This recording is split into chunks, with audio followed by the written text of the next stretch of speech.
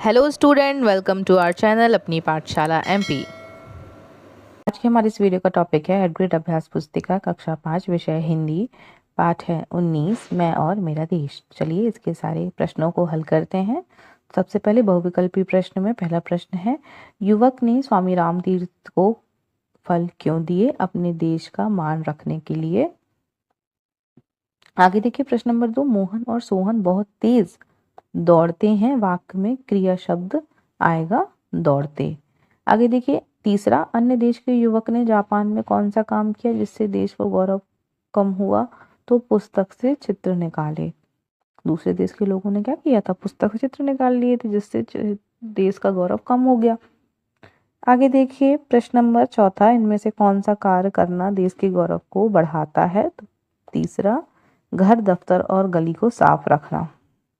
आगे देखिए प्रश्न नंबर 5वां, वह एक दुर्लभ चित्र है। वाक्य में रेखांकित शब्द के स्थान पर किस उचित विलोम शब्द का प्रयोग किया जा सकता है? तो सुलभ। दुर्लभ का विलोम होगा सुलभ। आगे देखिए रिक्त स्थानों की पूर्ति कीजिए। जापानी युवक प्लेटफॉर्म पर खड़ा था। हमें सार्वजनिक स्थानों पर यहाँ वहाँ थूकना नहीं चाहिए। हमारे अच्छे कार्य से देश का गौरव भी बढ़ता है। मान शब्द का विलोम अपमान होगा। वे प्रतिष्ठित व्यक्ति हैं। रिक्त स्थान में विशेषण शब्द को भरिए तो प्रतिष्ठित आएगा। आगे देखिए अति लघु उत्तरीय प्रश्न में है प्रश्न नंबर 11वां, अब शब्दों का प्रयोग देश की प्रतिष्ठा को बढ़ाता है या कम करता है? तो कम करता है। दिए गए वाक्य को शुद्ध करके लिखिए। जंगल में बहुत सारे जानवर रहती है। इसका शुद्ध रूप होगा जंगल में बहुत सारे जानवर रहते हैं। आगे देखिए प्रश्न नंबर 13वां, निमंत्रित होने पर देर से पहुंचना किस प्रकार का व्यवहार है? शिष्ट व्यवहार के विपरीत व्यवहार है। प्रश्न नंबर 14वां, जापानी युवक ने स्वामी जी के समक्ष अपने देश का गौरव कैसे बढ़ाया? अच्छे फल भेंट करके। प्रश्न नंबर 15, दिए गए मुहावरे के अर्थ लिखकर वाक्य में प्रयोग करिए। सिर नीचा करना, लज्जित होना या शर्मिंदा होना। मुझे देखते ही उसने सिर नीचा कर लिया। इधर की उधर करना, चुगली करना। रमेश सारी बातें इधर की उधर लगाता है। प्रश्न नंबर 16, सार्वजनिक स्थानों पर हमें कौन से कार्य नहीं करने चाहिए? सार्वजनिक स्थानों पर हमें कचरा नहीं फैलाना चाहिए। सार्वजनिक स्थानों पर थूकना नहीं चाहिए। सार्वजनिक स्थानों पर अपशब्दों का प्रयोग नहीं करना चाहिए। समाज में अपने देश की समस्याओं और परेशानियों की चर्चा से क्या लाभ होता है? समाज में अपने देश की समस्याओं और परेशानियों की चर्चा करने से उनके समाधान की राह निकलती है। फलस्वरूप देश की उन्नति होती है।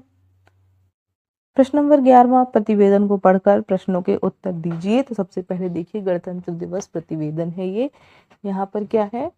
दिनांक है 26/1/2020 को विद्यालय में राष्ट्रीय त्योहार गणतंत्र दिवस को बड़े ही गरिमामय ढंग से मनाया गया। कार्यक्रम के मुख्य अतिथि ग्राम सभा श्री अयोध्या प्रसाद जी थे। कार्यक्रम में छात्र छात्राओं के अतिरिक्त उनके माता पिता, भाई बहन और अन्य लोग बड़ी संख्या में उपस्थित थे। मुख्य अतिथि द्वारा ध्वजारोहण के बाद बच्चों द्वारा सांस्कृतिक कार्यक्रम प्रस्तुत किए गए जिन्हें सभी ने सराहा। इसके बाद शाला प्रधान श्री मनोहर लाल और शिक्षक श्री महेश कुमार और अंत में ग्राम प्रधान जी द्वारा गणतंत्र दिवस के महत्व पर प्रेरक उद्बोधन दिया गया। बाल कैबिनेट के प्रधानमंत्री अशोक कच्छा 5 ने सभी का आभार व्यक्त किया। पुरस्कार और मिष्ठान वितरण के बाद कार्यक्रम समापन हुआ। तो यहाँ पर देखिए प्रतिवेदन किसके लिए था? शिक्षा मंत्री, बाल कैबिनेट, शासकीय प्राथमिक विद्यालय, आप कुछ भी अपना नाम लिख सकते हैं जो भी आपके विद्यालय का नाम है।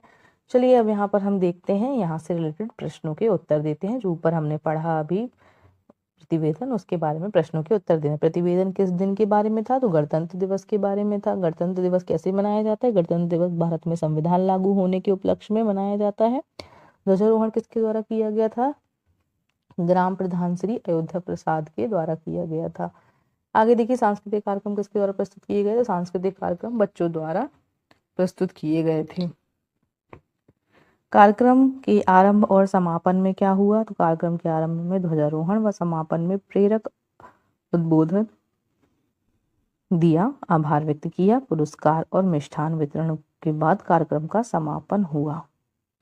दीर्घ उत्तरीय प्रश्न नंबर 19, हमें ऐसे कौन से कार्य करने चाहिए जिससे देश का गौरव बढ़े। पहला, हमें अपने घर का कूड़ा कचरा बाहर नहीं फेंकना चाहिए। दूसरा, अपने घर दफ्तर गली को साफ सुरक्षित स्वच्छ रखनी चाहिए। सार्वजनिक स्थानों पर कचरा नहीं फैलाना चाहिए। चौथा, इधर उधर नहीं थूकना चाहिए। प्रश्न नंबर 20वां, अपने शाला पुस्तकालय के संचालन के लिए आप कौन कौन से नियम बनाएंगे। कम से कम 5 नियम लिखिए। पहला, पुस्तकालय में कोई कचरा नहीं फैलाएगा। पुस्तकालय में शांति व अनुशासन बनाए रखें। पुस्तकालय की पुस्तक में काट छाट ना करें। पुस्तकालय की पुस्तक को निर्धारित समय में वापस जमा करें। पुस्तकालय की पुस्तकों का उचित रखरखाव करें।